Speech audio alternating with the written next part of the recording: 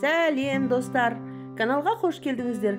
Бүгін біз 7-10 минуттың ішінде пісіп шығатын фрикаделькеден көже дайындайтын боламыз. Жасалуы да оңай, пісуі тіптен оңай. Екеуін ыстық суға, қайнап тұрған суға салып пісіре саласыз. 7-10 минуттың ішінде. Ол үшін мінекей фарш керек. Фарштың ішіне мен мынандай ұсатқышпен пиязды ұсатып салып қойдым. Мына етті мен пияздап, тұздап, бұрыштап қойдым. Егер 1 килограмм фарш болса, 0,5 килограмм пияз салсаңыз болады. Содан кейін ұн, ыстық су тұздалған, сұйық май кішкене, және 2 жұмыртқа. Қазір мен қамыр илейтін боламын. Бұл фрикадельки.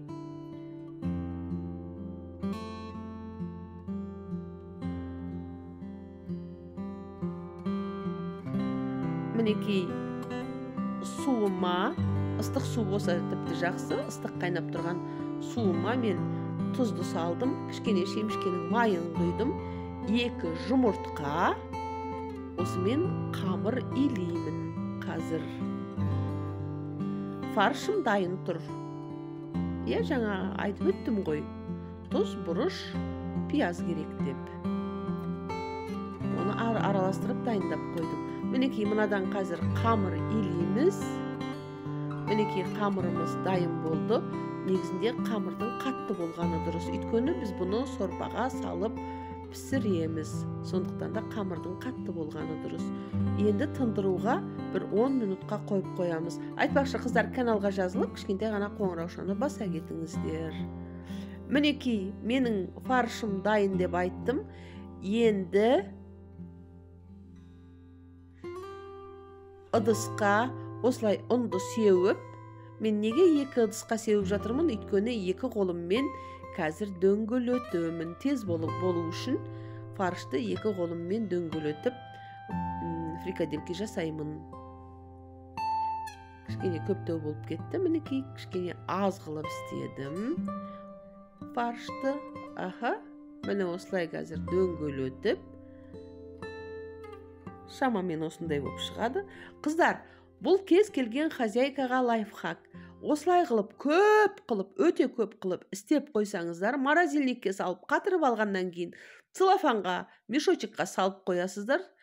Бұл сонда, мысалы обед кезінде жұмыстан келе салысымен, немесе үйге біреу келіп қалған жағдайда да, жалпы тамақ істеуге ерінген кезде суды қайнатып, осы дөңгелек фрикаделькиді салып, одан кейін жаңағы иленіп тұрған қамырыңызды, жайылып тұрған қамырыңызды салып, не барып 7-10 минуттың ішінде дайын болады. Міне менің фрикаделькилерімді дайындадым.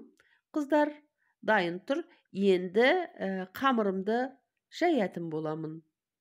Қамыр қатты, дәмді болу үшін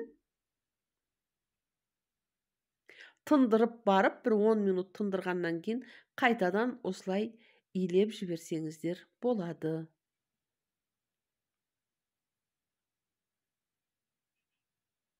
Мінекей қамырымды жайдым.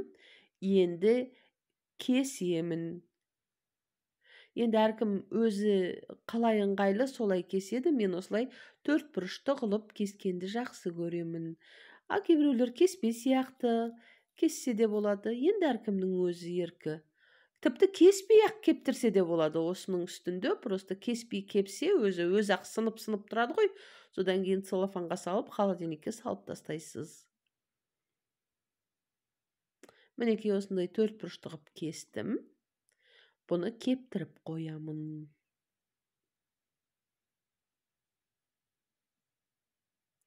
Міне көп бөлігін мен морозильникке қойып қойдым. Кішкене ғана бөлігін алып қалып, қазір бұдан көже жасайтын боламын. Міне қайнап жатқан суға ештеңе істеудің керегі жоқ. Суды қайнатасыз. Қайнап жатқан суға жаңағы фрикадельки дөңгелек фаршты саласыз. Ол қайнағаннан кейін жайылған қамырыңызды саласыз. Қамырды салып, қамырымыз қайнағаннан кейін 1-2 или 1,5 лавр жапырағын салып жіберсеңіз болады. Небәрі 7-10 минутта, тіпті 10 минутқа да жеткізбей қайнатасыз. Тамағыңыз дайын. Пожалуйста, ас көк салыңыз, өзіңізге ұнаған дәмдеуіштен салыңыз. Пока!